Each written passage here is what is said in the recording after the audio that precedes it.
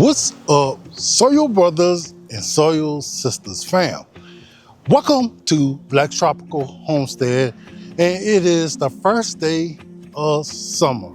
And I'm so excited because everything has just shot up. The yard is looking more like the Tropical Homestead. We have been harvesting a lot of our amazing vegetables, a lot of our amazing fruit. We have pomegranates still going, we still have peaches still going, and all our vegetables are still producing. Now we're getting a lot of amazing tomatoes. Bell peppers are doing great. The bees are flourishing and doing their thing. And I mean, what more can you ask for? This is the reason why you put in the work. So this time of year, you can reap the rewards. Now, I am looking forward to my bananas to go ahead and start producing, but they are doing amazing. I have no doubt that I'm gonna have a lot of bananas this year.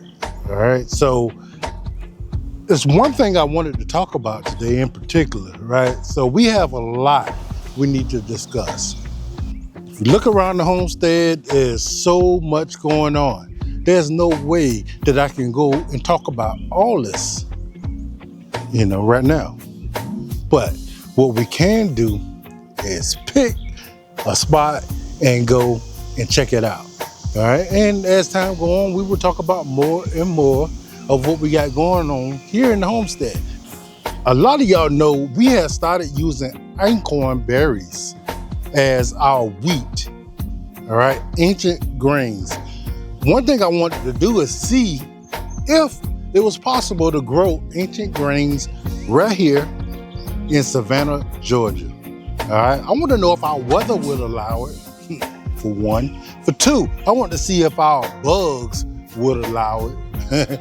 So we are here now, and we're going to show y'all exactly where they're at. So here's one of the gardens here at Black Tropical Homestead. And as you can see, it is absolutely going crazy. All right, so we showed y'all when there was nothing here. And this is what it looked like now. We have been harvesting tons and tons of food from here in this garden. And we're looking forward to getting so much more. Now, it is getting warm, hot here. And one of the things we learned that was a good idea for us is to get growing early. So the idea behind that is to beat the bugs out. So we want to get the most harvest possible before the bugs become an issue. And sometimes it gets too hot for these plants to sustain. So get all our fruit and vegetables now. And then when it gets too hot, we don't have to worry about it, right? So that's one thing especially important about the tomatoes here in Savannah, Georgia, is that it gets so hot, they just stop producing. And later on in the year, the bugs get so bad, there's no way that you will be able to get a harvest without them damaging your plant. This is going to be different for each area, but you're going to have to learn your area. What's going to work best for you? When it comes to gardening in a certain area, knowing how to do it best is actually doing it and finding out what you could do better the next time until you got the best practice. All right, so guys, we got squash everywhere. So we did plant a squash in this particular pot and it ran everywhere, guys. So we got squash in this whole area here. So good thing I didn't plant nothing over in this area. We have more containable squash in that bed. And then we got this bed here. I got some of my tomatoes over here. And I have some beans that's sprouting up in there also. I decided I was gonna go ahead and put down my golden melons again. So I got them growing on right here. I can't wait until I get me some nice, delicious, sweet golden melon. And of course, guys, over here, we have tons and tons more of our tomatoes. So they're doing well, and the bugs hadn't been bothering them too bad, but I could tell that they're coming.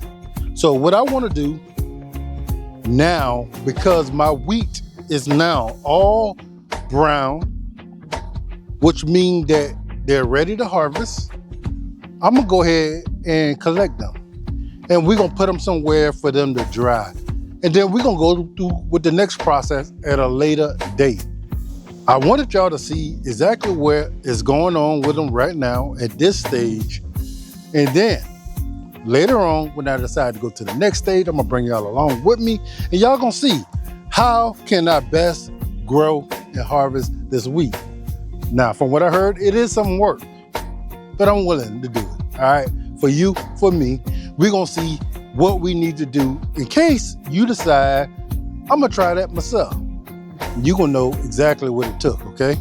This is another one of our gardens here at Black's Tropical Homestead. Got a couple more, but this is the one that's of interest because this is one of the ones that I started showing y'all as I developed.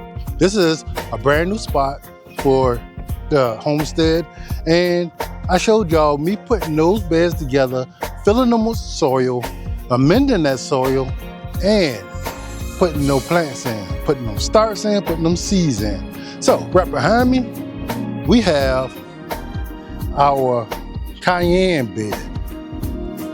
Guys, I'm telling you, cayenne plant is the most amazing plant. It is so important. It does so many amazing things for you and your body, and your family will greatly appreciate you. If you want to come off those high blood pressure meds, this is the way to do it.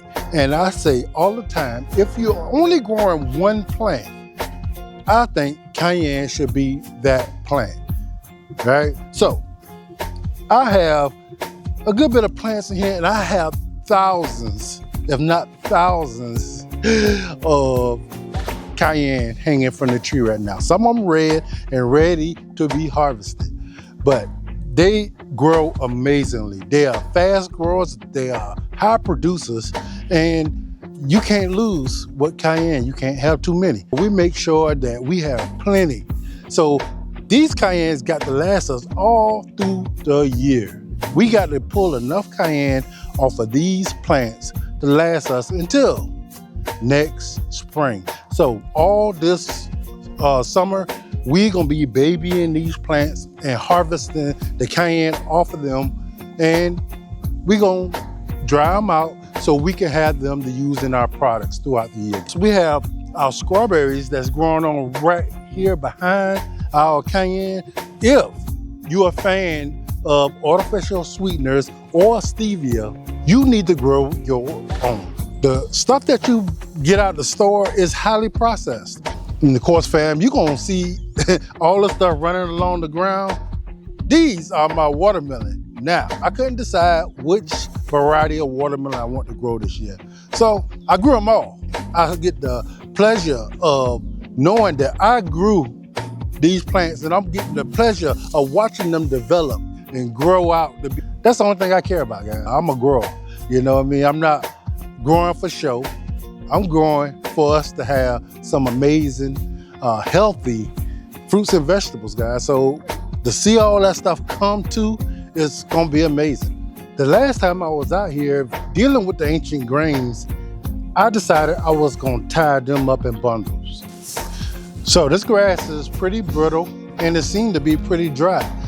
So the idea was for me to go ahead and harvest these, put them up so they can dry. That way I can harvest the grains from the grass. So what I got here, guys, is a burlap sack. The good thing about this sack is it got a lot of holes, so we still can get air to flow through. So we're gonna go ahead and get the harvesting. All right, fam, so this is my harvest of my ancient grain, my acorn berries. Now, I'm not expecting to get whole lot from these, but I am expecting to get something from them. And I just want to know the process, right? So trial and error is part of that process. So here we go. We have our entry grains bagged up. Now I want to put them somewhere to make sure they get perfectly dry. So when I get them dry, my whole thing will be to go ahead and smash the bags, crush them, hopefully allowing the grasses to release the grains. Will it work like I think it will? Don't know. But guess what? You don't have to try this and fail, because I'm gonna try it. And if I fail, you ain't gotta do it, right? So we're gonna go ahead and put these up, and we will be back on another day to see exactly how this works out.